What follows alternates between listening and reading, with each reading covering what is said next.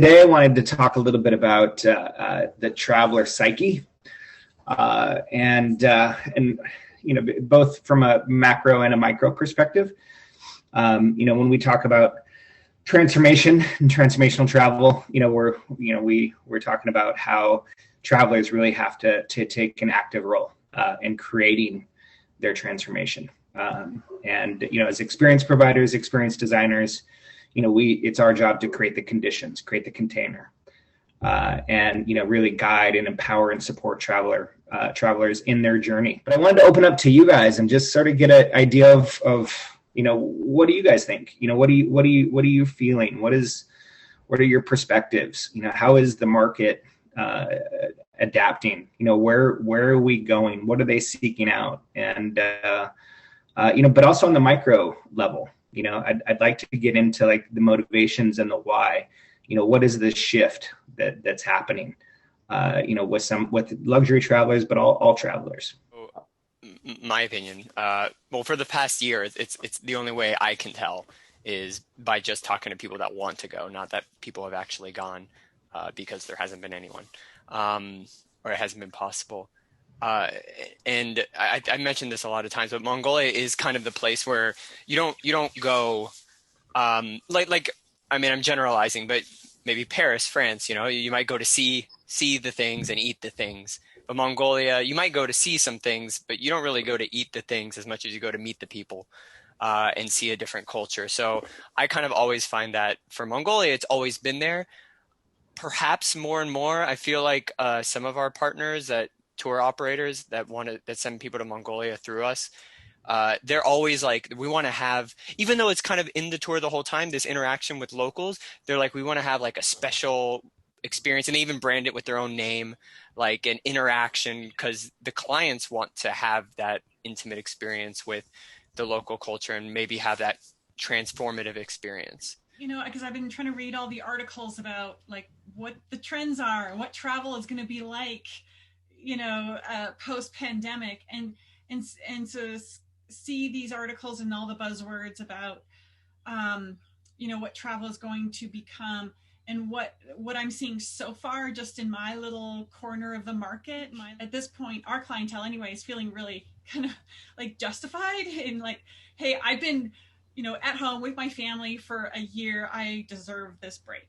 And so they feel that they can justify it in that way, and take this little time out for themselves.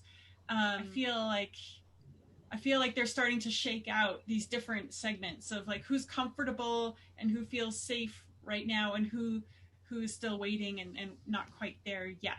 But I think that the reasons for traveling are changing, and it's exciting to see that actually play out in the market and not just be like a buzzword in a, big USA Today article or whatever. I wanted to touch on something that you had just said, which is very interesting, the justification to travel.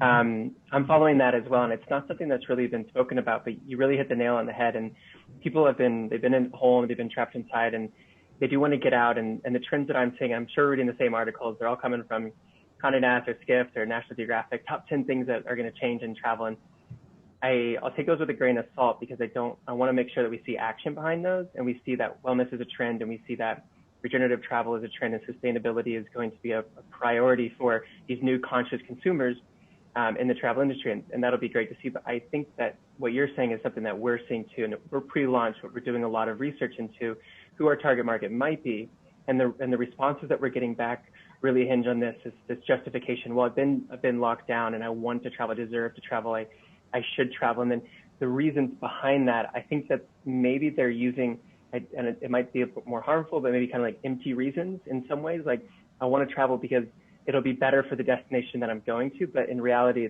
we do see it as it's still justifying what they want to do and what they want to see when they do go visit those destinations. And that's not necessarily a negative thing if the interactions they have are positive and responsible. And so I've heard a little bit, it's been centered around like people are seeking self-care, right? And almost like in an indulgent way, like we've earned this, like they want to be pampered, they want to be taken care of, they've been locked up, so that's a really primary, driver right now in seeking out travel is like, I need to be taken care of.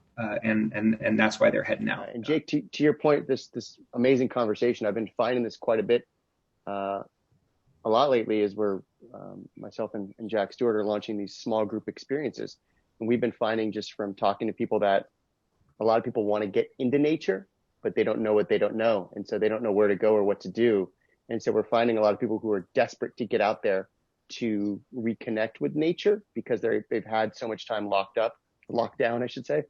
And they want to get out, but they're really looking for that support to be handheld to get them out there. But they're also then looking for puzzle pieces to help them grow. Mike, that's a fascinating point. You know, like people are being drawn to nature, but it's so easy for those of us that you know are comfortable with being in nature to assume that you just go, right? But that could be a really scary, intimidating sort of venture. Like, how do I approach a hike? You know, how do I go and you know and sit in the wild? You know, which is why our industry should be able to offer that helping hand. Yeah, definitely. Well, you know, it's interesting. We had people that traveled to Alaska last summer, and we have people that are traveling this summer. And I think they just want freedom. They want to get back to life as normal. You know, they want to go to a place where they can naturally socially distance and just live their life again. Normally when I ask on my booking form, why have you booked, they just say to improve my yoga practice or to relax. But people they're thinking about it more and saying more, and they've kind of got a wish list. It's not just like, I just want to come and have a nice time. It's like, I want this, I want this, I want this. So I think people have got time, haven't they, to think and to plan. So that wellness thing is, I think that's a really strong part. People just like, I want to recover from this. Yeah, Jules, I think you're from a macro level, right? Like people have been going through a dark time, many of us, you know, in different ways, and we can't help but. I think there's a quote that comes to mind, and I'm going to butcher it, but I think it sort of explains what I'm trying to share. And I think it's Khalil Gibran, and it's something along the lines of like the tears of pain and suffering, you know, carve out or only deepen the crevasse that is later, you know, providing more room for joy. You know, something along those lines of like, we have to step back and, you know, we go through that pain and we're suffering, we're sad and this and that, you know, it's just bringing us more capacity for joy, you know, and as we all come out of that collectively, you know, out of this, you know, we're all going to be seeking more joy. And I imagine, you know, that's going to take all sorts of different forms, you know, for everyone, depending on where they're at in their own journey. But thank you for that, Jules. I'm really excited to see how that could change the dynamic of group travel, because we only do group travel. And, you know, runners by nature can sometimes be very sort of individual, like everyone's only concerned with their run and their pace and kind of like going and doing it individually. But of course, like our experiences are group. And the sense I got from the people that came on a couple of retreats we were able to do last fall was just they were so grateful to be there. Like they were like, thank God this is still happening. Thank goodness you didn't cancel this, you know.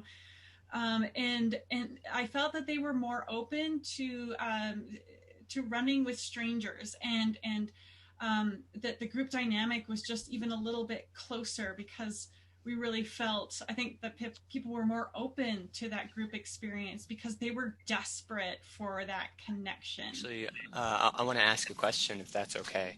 Because Jules, you were actually making me think about what Eleanor just said, and then now I'm really thinking about it. Do people think that I had always had the assumption that travel was trying to become more privatized and individual? You know, people wanted the individual experience with a close group of people that they already knew, but now I'm just wondering, especially after the pandemic, where people are desperate to meet more people, do you think group travel is kind of coming back in a different way? I'm curious what other people think. I think that's a great question. It's super interesting, this conversation. So happy with this evolution.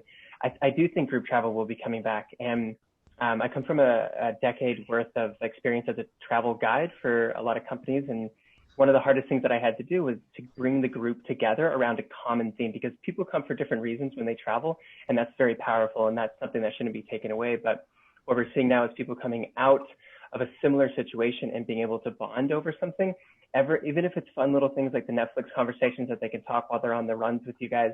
I think it's going to be really important for people to push for group travel and group trips responsibly, of course, and the CDC and ATTA has released a lot of really great information around the type of trips that should be run, minimum of 8 to 6 people, but I'm maybe getting a little bit off, but yeah, I think it's going to be great. And the bonding that could take place just behind the same